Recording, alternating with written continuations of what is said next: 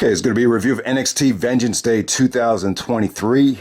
They go on the road for this show. They're in Charlotte. It's in front of a regular mainstream audience, and I think it helped. I definitely think it helped with the atmosphere of this show. I think the NXT 2.0 atmosphere. I think that's been one of the biggest problems with it. So this was definitely a step in the right direction with this show. I would definitely say a solid show.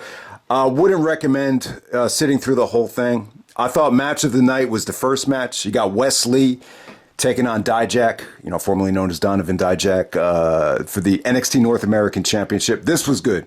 This felt like an NXT takeover matchup, atmosphere. Everything about it just screamed old school NXT. Wesley's really athletic. Dijak was the monster heel here. Went into near fall overkill. They took chances. The power bomb into the Hurricanrana didn't come off great, but both guys really busted their ass. So you get the Italian dudes, the heels coming out to attack the heel of Dijak. So Wesley goes over. But yeah, I think if you're going to check out one thing from this show, this is the match of the night by far. No doubt about it. And next up, we got Katana Chance and Kayden Carter actually losing the NXT Women's Tag Team Championships to this new heel tag team of Fallon, Henley, and Kiana, James. So these girls actually have like male groupies. I don't want to say male cheerleaders. One dude looks like he's a redneck. One dude just looks like he's a regular guy at a mall.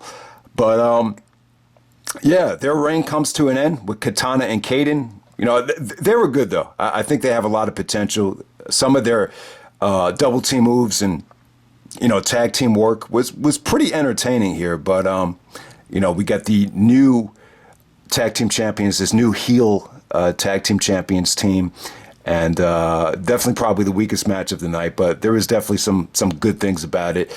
And next up, we have a 2 out of 3 falls match. You got Carmelo Hayes taking on Apollo Crews.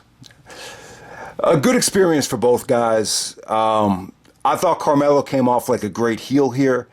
In a lot of ways, this was kind of a good experience for Apollo. I like this match a little bit more than Apollo's main event against Bronn Breakker. I just thought he was able to showcase more here. It was a slow burn. This got a lot of time for a 2 out of 3 falls match that only went 2 falls. So I definitely thought you had some good comebacks and explosiveness from Apollo. Carmelo was good. He was able to showcase his,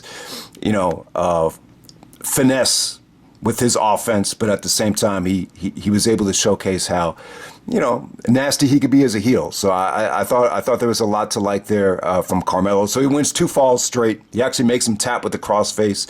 He actually gets help with Trick Williams, his manager, and there's a Rastafarian dude that comes out that looks like he's going to help Apollo, but he actually turns on Apollo after the match is over. So yeah, I got to say about Carmelo, though, he's the basketball stuff I'm not really a huge fan of, but he actually has, this is probably the best basketball-inspired move I've ever seen. He has it's almost like a lion salt, but instead of flipping, he just kind of fades back, and he calls it the fadeaway. So, Kobe and Jordan, they love to do the fadeaway, so you got Carmelo Hayes with his fadeaway finishing move right there, so I thought that was cool. And yeah, Carmelo's a great athlete. It looks like he's going to go on to challenge Bronn Breakker at WrestleMania weekend at Stand and Deliver. So a match made him look really, really strong. But, for a 2 out of 3 falls match that just goes 2 falls, it felt like they got a lot of time. But I thought it was a good experience for both guys. All right, next up we had the Fatal 4-Way Tag Team Championship. You got the New Day, the champions, who were over as hell. By far the most over thing on this whole show was the New Day. Taking on Gallus from NXT UK, Pretty Deadly, which I'm sure everybody loves, and Chase University. This was good, man. Probably the most entertaining thing of the night. Definitely not the match of the night, but probably the most entertaining. It ended up feeling like more of a tag team scramble, more of a, what do you want to call it? Tornado tag, that type of feel to it. I mean, once it broke down, it was pretty chaotic. You got table, you got Gallus doing the double choke slams through the table. Kofi did some crazy stuff out there. Pretty Deadly hit a nice, ace crusher to counter the drop back from Kofi. And I thought everybody looked good here, man. Pretty entertaining stuff. Gallus actually gets the victory on Xavier Woods after they countered the elbow drop into the combination power slam. So it's cool. I think that's what NXT needs to do. You know, focus more on some of these UK guys because they could really wrestle. It could bring more eyeballs to the product for people that have kind of turned away. So Gallus wins the tag team championships in a very, very entertaining match. All right, next up we have the triple threat match for the women's championship. You got Roxanne, Perez taking on the Toxic Attraction girls in the triple threat match. I really didn't care for this. I think the Toxic Attraction girls of Gigi and Jacy, I think they're a little bit over the top with the emotion. It's just a little bit too much. I mean, very formulaic triple threat with the two girls working together, and then they start fighting throughout the match, and Roxanne kind of, makes her comeback. There was a pretty sweet table bump to the redhead girl, and then Roxanne gets the victory to fight off the odds here. So, good performance from Roxanne. She was probably the highlight of the brand at the Women's Royal Rumble. She's very AJ Lee inspired. There was another girl that was on the NXT shows that really reminded me of AJ Lee, but this girl even more so reminds me of AJ Lee.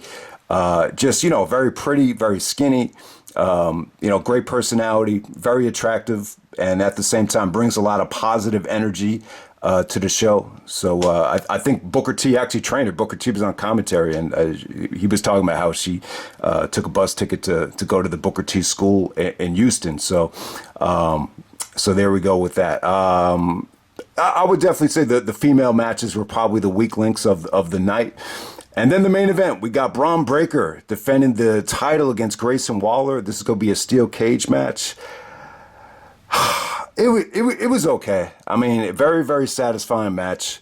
It did what it needed to do. You wanted to make Bron looking strong heading into WrestleMania weekend. He's able to fight off the cocky, arrogant Grayson Waller. This Grayson Waller dude, I think he did a good job, man. I mean, he got some of the fans on his side here. There was some "Let's Go Grayson" chants. I think it has more to do with just fans being burned out from Bron. It just kind of feels like Bron's the face of the company. It's almost like a Roman Reigns Cena effect with Bron Breakker, but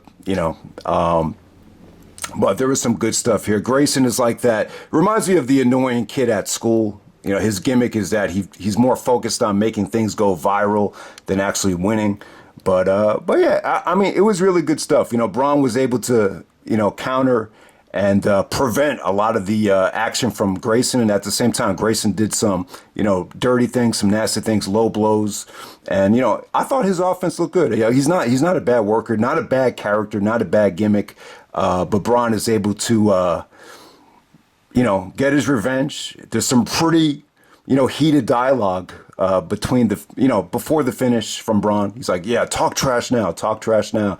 Like you were talking on social media, right before the spear. So, yeah, Bron was explosive. He busted out the Frankensteiner, the spear.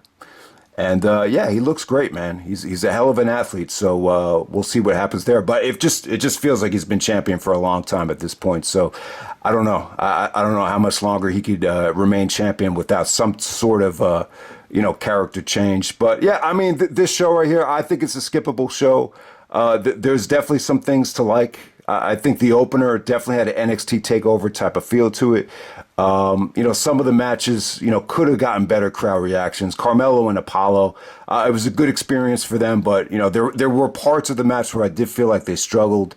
And, Bron and Grayson in the steel cage match, it was solid stuff, but I can't say, rush out of your way to see the main event. I can't say that it's going to, change the perception of NXT. You could definitely argue that it was a step in the right direction by going on the road. So that's what it is right there. But that's pretty much it, guys. NXT Vengeance Day. These NXT reviews, I think they're tough to do. I try to keep them as short as possible because, I know there's definitely a lack of connection and passion with this product, but I think, there's definitely a lot of stuff you want to keep an eye on. And it looks like Dragunov and JD are going to be there for WrestleMania weekend. So hopefully we just get a much better lineup at Stand and Deliver, but we'll see what happens. All right.